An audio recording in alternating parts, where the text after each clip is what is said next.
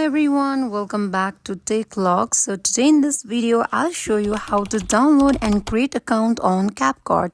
So without getting further delay, let's jump into our video. First of all, in order to download, go to Play Store application on Android. If you are iPhone user, then you can go to App Store. So you're on search bar, search for CapCut. So on topmost you can see CapCut application. On the rightmost you can see that install button. Tap on it. Once you tap on it, it starts downloading. Wait for a minute. Once it completes downloading, tap on open button.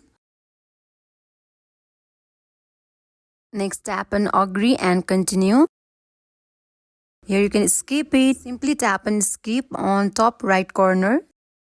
Now it will open up in this way. Here you can see profile icon on bottom right corner. Simply tap on it. So here it will ask you to sign in. You can sign in with your TikTok account. You can sign in with your Google and with your Facebook and also with your email ID. For now, let me tap on sign in with Google.